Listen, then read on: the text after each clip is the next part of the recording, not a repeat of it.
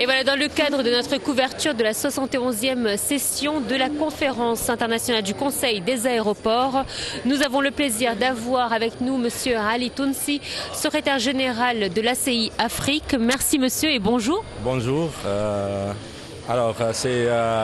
suis Ali Tounsi, le secrétaire général de l'ACI Afrique. ACI Afrique, c'est le Conseil international des aéroports. C'est l'association de tous les aéroports du monde. Au niveau mondial, on a plus de 2000 aéroports membres dans presque 190 pays et territoires. Et en Afrique, on est dans 54 pays avec plus de 264 membres, 250 aéroports membres, y compris l'Égypte. L'Égypte, il faut savoir qu'elle était un des fondateurs et le premier siège de l'ACI était ici au Caire. Et le premier président de l'ACI, c'était M. Badr, qui était le premier président de 91 à 94. Alors, on est là. On revient, c'est peut-être la 5e fois qu'on fait notre conférence ici. On était ici depuis les années 90. La dernière était en 2019 à Luxor. Et cette fois-ci, on vient pour revoir ensemble l'après-crise Covid. Comme vous savez, la crise Covid, c'était catastrophique pour tout le monde. On a eu un impact très négatif sur l'économie, sur tout le secteur de l'aviation. Il s'ajoute à ça maintenant les challenges économiques et environnementaux. Alors, on est rassemblés ici, il y a plus de 400 personnes qui sont déjà là, pour voir ensemble le futur de l'aviation après le Covid. Et puis comment surpasser les challenges de l'industrie, essentiellement les aéroports, les compagnies aériennes, et comment on doit trouver des solutions qui sont soutenables économiquement, mais aussi pour l'environnement. L'environnement, maintenant, comme vous le savez, on s'est tous engagés à avoir 0 émission carbone d'ici 2050. C'est pas facile, parler de ça c'est facile, mais le faire c'est très très difficile. Il faut trouver des solutions, trouver comment le faire et qu'il soit fait bien et économiquement acceptable. Je vais vous demander comment un pays intègre l'ACI justement. Quand est-ce qu'on dit qu'un pays est membre de l'ACI? Quelles sont les bases de recrutement? En fait, c'est une association d'aéroports. Il faut être un aéroport. Ça, c'est la première. Gérer des aéroports. Et puis après, on fait la demande pour l'adhésion. Il faut savoir qu'en Égypte, on a l'ECAN, la société qui gère tous les aéroports égyptiens, mais on a encore une société qui gère des aéroports privés. Et c'est pourquoi le nombre de membres, c'est 64, mais on a 256 membres aéroports. En fait, un membre peut gérer beaucoup d'aéroports, comme le cas de ECAN, qui gère 24 aéroports. Un peu partout en Afrique, il y a beaucoup de compagnies qui gèrent plusieurs aéroports. On a des aéroports privés et on a des aéroports qui appartiennent au gouvernement, comme ici, l'ECAN, elle appartient au gouvernement. C'est très facile, c'est l'association des aéroports.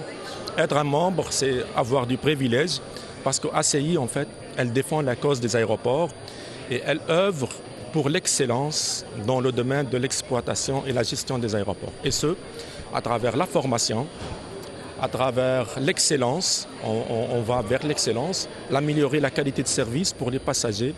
Mais le plus important, c'est d'avoir une industrie sécurisée, sûre et économiquement soutenable. Et justement, est-ce qu'on peut dire qu'on a d'excellents aéroports en Afrique? Oui, on en a beaucoup. Il y a beaucoup d'excellents aéroports où tu passes, vraiment c'est agréable. Et on a des aéroports qui ont beaucoup de défis. Et les défis viennent essentiellement des défis économiques parce qu'on a une grande majorité d'aéroports qui sont très petits. Et avoir un aéroport très petit, c'est économiquement pas viable. C'est-à-dire qu'il ne faut pas rentrer beaucoup d'argent pour être soutenu. Et c'est pourquoi, comme vous le savez, en Égypte, on a quelques aéroports, peut-être 4 ou 5 qui sont économiquement viables, c'est-à-dire qu'ils peuvent être autonomes, mais beaucoup de petits aéroports qui sont là, mais qui travaillent à partir des grands, c'est-à-dire c'est les grands qui soutiennent les petits. Et comme ça, on a un réseau d'aéroports, c'est-à-dire Et Cannes, c'est elle qui fait, à partir des grands aéroports, fait travailler les petits aéroports. Et c'est le système de tous les aéroports en Afrique. Il y a des grands qui sont économiquement viables, mais les petits, ils doivent être là-bas pour la desserte de la région. Une dernière question. Vous savez que depuis quelques années, l'Égypte a eu cette idée d'installer des musées à l'intérieur des aéroports pour rendre le voyage plus agréable ou le temps de patience pour les passagers plus agréable. Quelle est votre opinion de cette idée qu'ils ont conçue dans différents aéroports en Égypte? En fait, ça, c'est l'objectif principal. C'est rendre le voyage agréable.